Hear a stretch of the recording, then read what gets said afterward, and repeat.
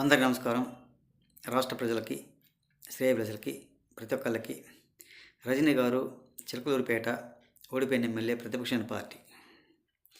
మరి ఈవిడ ఏం మాట్లాడుతుందో ఒక్కసారి ఆలోచించండి. ఆ మాటలు కూడా ఒక్కసారి వినే ఉంటారు. మరి నీతులు చెప్పడంలో ఈమె కంటే ఎవరూ లేరు. మరి ఆమె నీతులు చెప్పే ముందు ఎవరికైనా కొంచెం సిగ్గేసుద్దేమో ఒక్కసారి ఆలోచించండి.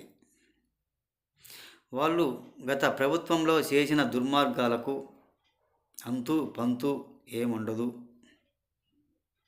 అడ్డు ఏం లేకుండా చేసుకున్నారు. మరి రాష్ట్రం మొత్తం చూశారు కదా. మళ్ళీ ఈవిడ చెప్పడం ఎందుకు? రాష్ట్రం మొత్తం చూస్తున్నారు అని చెప్పకూడదు కదా. మళ్ళీ వాళ్ళు చేసిన దుర్మార్గాలకి, ఆరాచకాలకి రాష్ట్ర ప్రజలు మొత్తం చూసే కదా 11 సీట్లు ఇచ్చింది.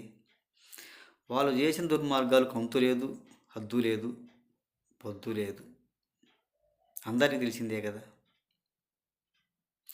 ముందు జరిగింది మేము మర్చిపోమంటారు. మరి వాళ్ళు చేసిన ఆరాచకాలకు, దుర్మార్గాలకు ఎవరు మర్చిపోతారు? మరి ప్రతి ఒక్కళ్ళు గుర్తుంటుందా లేదా ఒక్కసారి చెప్పండి.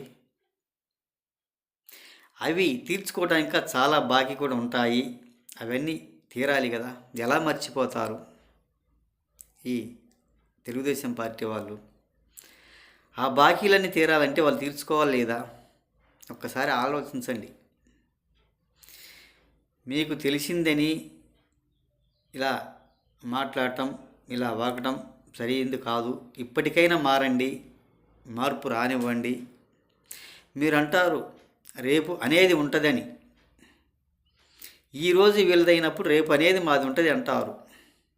మరి మిగతాది మర్చిపోయారా? ఒక్కసారి ఆలోచించండి. ఎల్లుండి అనేది ఇంకొకటి ఉంటుంది కదా. వాళ్ళకైనా కానీ వాళ్ళు కూడా ఆలోచిస్తారు కదా.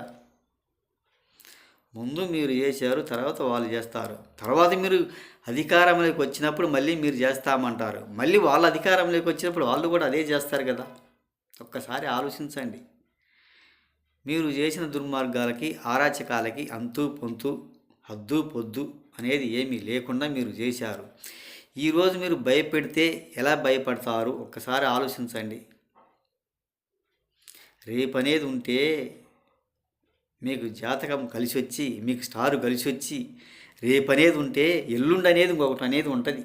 ఒక్కసారి ఆలోచించుకోండి. ఈ దుర్మార్గాలకు, ఈ పాపులకు, పాపిష్టాలకు ఇలా మాట్లాడవలసిన అవసరం లేదు. మీరు మాట్లాడబాకండి. ఒక్కసారి ఆలోచించండి. రాష్ట్ర ప్రజలు ప్రతి ఒక్కరు చూడబట్టే కదా ఇలా మిమ్మల్ని ఇలా చేయగలిగేది. మీరు చేసిన దుర్మార్గాలకి, ఆరాచకాలు ఒక్కసారి ఆలోచించండి అని తెలియజేస్తూ, ఏది ఏమైనా ముందు మీరు చేశారు కాబట్టి తర్వాత వాళ్ళు చేస్తున్నారు. తర్వాత మీరు అధికారంలోకి వస్తే మేము చేస్తామంటే మళ్ళీ తర్వాత అధికారంలోకి వస్తే వాళ్ళు ఊరుకుంటారు. ఒక్కసారి ఆలోచించండి. ఏది ఏమైనా అలా మాట్లాడటం మంచిది కాదు. రజనీ గారు ఒక్కసారి ఆలోచించండి అని తెలియజేస్తూ, మీరు చేసిన ఆరాచకాలకు, దుర్మార్గాలకు రాష్ట్ర ప్రజలు చూశారు కాబట్టి 11 సీట్లు ఇచ్చారు. మీకు బుద్ధి రాలేదంటే దానికి ఊరు కారకులు, మీకు మీరే కారకులు. మీ పార్టీ పోవటానికి మీకు మీరే కారకులు, మీ పార్టీ వాళ్ళే కారకులు. అంతేగాని ఎవరు ఏమి కాదు. అందరూ ఆలోచించబట్టే మీకు 11 ఇచ్చారు అనేది తెలుసుకోవాల్సిందిగా ప్రతి ఒక్కళ్ళకి హృదయపూర్వక ధన్యవాదాలు.